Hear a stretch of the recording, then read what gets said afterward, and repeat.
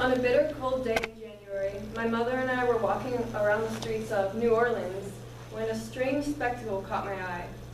There was a man, it seemed to be, standing on a pedestal wearing an extravagantly designed gown, red and white, and his face was painted porcelain white. His hair was wild and just going everywhere. He stood as still as a statue. I watched him for about 5 minutes, and he never even blinked. Only when I dropped a couple dollars in the tin can beneath his feet did he look at me in the eye, and then slowly proceed to bow. Throughout our stay in New Orleans, I saw many living statues, and I was just fascinated with them. It was just the life they chose is so interesting. So today I'm going to talk to you guys about living statues, where they are believed to come from, who they are, where they are today, the places they can be found, the challenges they face as artists, and I'll share with you my own experience as living art. So what are living statues? Living statues are street entertainers posing as characters in realistic makeup and costume. They can pose as about just anything they want, from just weird characters, like interesting stuff, to historical figures.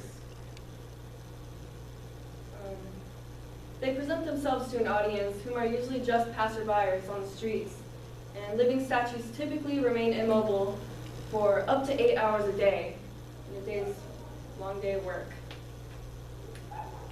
So let's play a game called Which One is Living?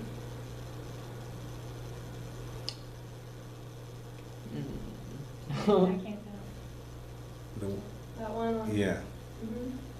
So they're pretty realistic, and it's kind of crazy. So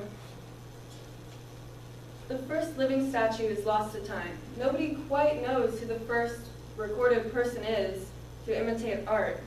However, it is believed that Greek sculptors were the first ones to start the practice, using live models to base their sculptures off of.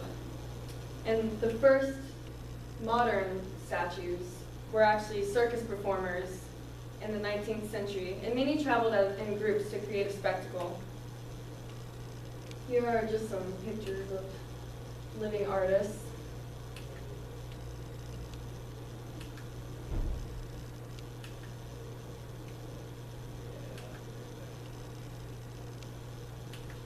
So where are they now? In the modern world, you can find living statues just about anywhere that there's a lot of people. Some of the most common places you can find them are theme parks, big cities, festivals, and art museums.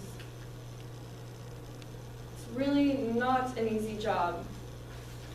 In fact, living statues face many risks and challenges. Indeed, being a living statue is not for the faint-hearted. It's actually a dangerous way to earn a living. Even on a cold day with whipping winds, if people are out and about, a statue will go to work.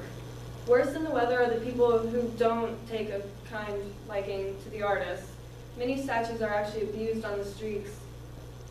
And Paul Edmes, who poses as the Golden Man, for 8 hours a day, 5 days a week, has actually been shoved off his pedestal, beaten up several times, and has had bleach thrown in his face just because people don't like him for whatever reason. The sad fact is that living artists also suffer many health problems because standing still for so long in just one position can affect the circulation throughout your body.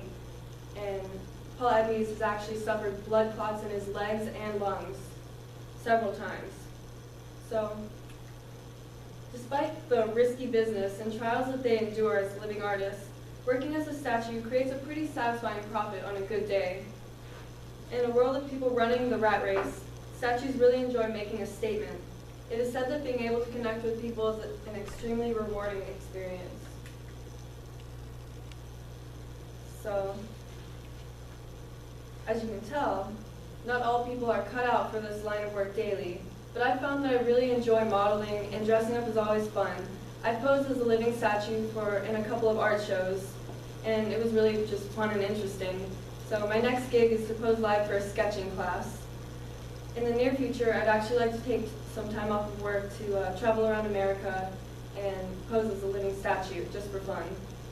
And if there's one thing I've learned from what little time I've posed as a living statue is that there's a lot more to it than just standing still. And as the famous live artist Marina Abramovic once said, the hardest thing to do is something which is close to nothing.